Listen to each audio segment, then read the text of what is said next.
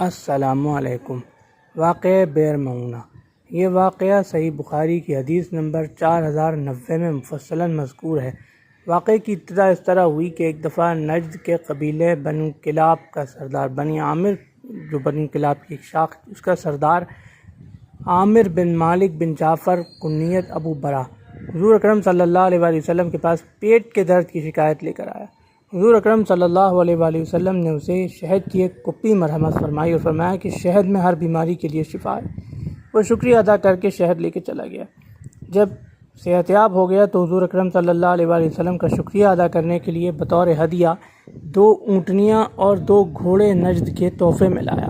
حضور اکرم صلی اللہ علیہ وآلہ وسلم نے تحفہ رد فرمایا اور فرمایا کہ اگر مسلمان ہو کر یہ تحفہ پیش کرتے تو ہمیں زیادہ خوشی ہوتی۔ اس نے عرض کی کہ حضور، میں یہ بات اپنے بھتیجے جو قوم کا نیا سردار ہے عامر بن طفیل، اس سے بیان کروں گا اور اس کے سامنے یہ معاملہ رکھوں گا۔ آپ اپنی قوم کے یعنی مسلمانوں میں سے چند معلمین میرے ساتھ بھیج دیجئے، روانہ کر دیجئے۔ حضور اکرم صلی اللہ علیہ وآلہ وسلم نے فرمایا اگر تمہارے قبیلے والوں نے دغا کیا تو اس نے عرض کی، ضمانت دی کہ حضور میں ضمانت دیتا ہوں کوئی آپ کے معلمین کا کچھ نہیں بگاڑ سکے گا۔ چنانچہ ایک روایت میں 40 اور ایک روایت میں 70 مبلغین صحابہ رضوان اللہ عنہم اجمعین، جن میں سے بیشتر تعداد اصحاب صفہ کی تھی اور چند اصحاب بدر بھی تھے، وہ تیار ہوئے۔ تو بئر معونہ کا مقام جو مدینہ منورہ سے مکہ مکرمہ کے درمیان، مکہ مکرمہ کے بہت قریب واقع ہے۔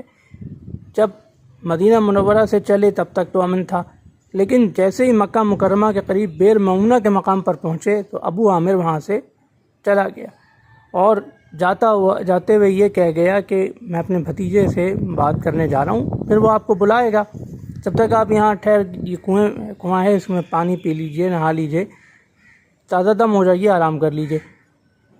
لیکن کافی دیر گزر گئی اور کوئی نہیں آیا، کوئی قاصد بلانے نہیں آیا۔ تو حضرت انس بن مالک رضی اللہ عنہ کے ماموں نے امیر لشکر سے یعنی امیر سریہ سے حضرت منذر بن عمرو رضی اللہ عنہ سے فرمایا کہ آپ مجھے ایک خط لکھ کر دے دیجئے، میں وہ عامر بن طفیل کو جا کے دے دیتا ہوں، وہ بلا لے گا بعد میں۔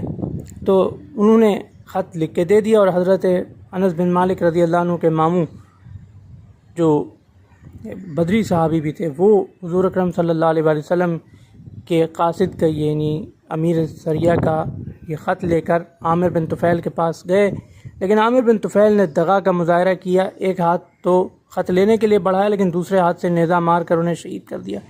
اس کے بعد ان کے باقی ساتھیوں کے قتل کا بھی حکم نامہ جاری کیا، چنانچہ باقی صحابہ بھی شہید کر دیے گئے، لیکن حضرت عمرو بن امیہ ضمری رضی اللہ عنہ جو اونٹ چرانے باہر گئے ہوئے تھے وہ بچ گئے، اور حضور اکرم صلی اللہ علیہ وآلہ وسلم کو اس واقعے کی خبر کی، جس پر حضور اکرم صلی اللہ علیہ وآلہ وسلم نے 1 مہینے تک ان دغا بازوں کے لیے، ان قاتلوں کے لیے قنوت نازلہ میں بد دعا فرمائی۔